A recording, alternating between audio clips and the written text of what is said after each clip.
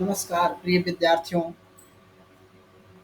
आज मैं छत्तीसगढ़ राज्य ओपन द्वारा संचालित कक्षा 10वीं विषय हिंदी विषय को पढ़ाने जा रहा हूँ। उसके अंतर्गत योग्यता स्तर में हिंदी साहित्य का इतिहास पढ़ाने जा रहा हूँ। तो हिंदी साहित्य के इतिहास को 4 कालखंडों में बांटा गया। जैसे पहला है आदिकाल, भक्तिकाल, रीतिकाल, आधुनिक काल। देखिए इसमें आदिकाल जो है वीर गाथा काल, अपभ्रंश काल या चारण काल कहते हैं। सन 933 से 1318 तक चला और उसके बाद हुआ आदिकाल के बाद भक्ति काल। तो भक्ति काल जो है उसको पूर्व मध्यकाल कहते हैं। सन 1318 के बाद 1318 से 1643 तक भक्ति काल चला और भक्ति के काल के बाद रीतिकाल। रीतिकाल को उत्तर मध्यकाल या श्रृंगार काल भी कहते हैं। तो उनका चला 1643 से 1843 तक। अब आधुनिक काल, अद्यतन काल आज तक अभी तक चल रहा है। सन 1900 से अब तक चल रहा है आधुनिक काल। इस इकाई में आपने कबीरदास की कविताओं का अध्ययन किया। तो सूरदास, तुलसीदास एवं मीराबाई की कविताओं का भी अध्ययन। एक कवि भक्ति काल के कवि है। तो भक्ति काल के कवि है सूरदास, तुलसीदास, मीराबाई। भक्ति काल को पूर्व मध्यकाल भी कहते हैं।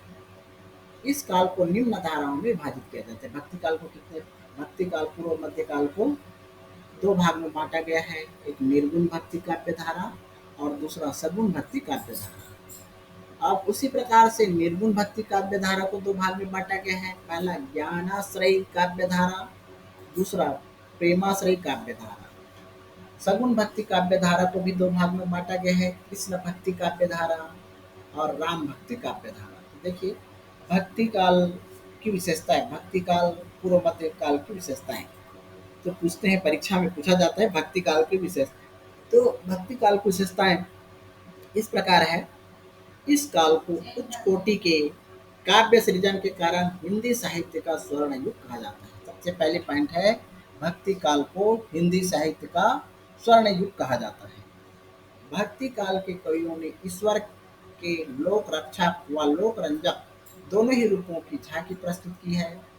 आदि काल के समय निराश, हताश व दुखी जनता के मन में आशा का पुनः संचार हुआ ना। आदि काल में जो निराश थे, हताश थे, दुखी हो, तो भक्ति काल में आशा का पुनः संचार हुआ। इस काल के काव्य ब्रज और अवधी भाषा में रचे गए हैं। भक्ति काल के जो काव्य है ब्रज और अवधी भाषा में रचना की गई है। इस काल के काव्य में करुण रस, शांत रस, वात्सल्य और श्रृंगार रस की प्रधानता है। रस, छंद और अलंकार की दृष्टि से इस काल की रचनाएं अत्यंत समृद्ध है। इस काल में प्रबंध एवं मुक्तक दोनों ही प्रकार की काव्यों की रचना हुई है। इस काल के कवियों ने गुरु की महिमा का बखान किया है। इस काल के कवियों ने भिन्न मतों, मतांतरों, धर्मों और विचारधाराओं का समन्वय करते हुए मानवतावादी विचारधारा की स्थापना का प्रयास किया। इस प्रकार से हो गया। अब भक्ति काल के अंतर्गत आता है ज्ञानाश्रयी काव्य धारा की विशेषताएं।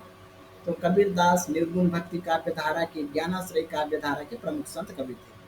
कबीरदास जो है निर्गुण भक्ति काव्य धारा है और उनके अंतर्गत ज्ञानाश्रयी काव्य धारा के प्रमुख संत कवि है।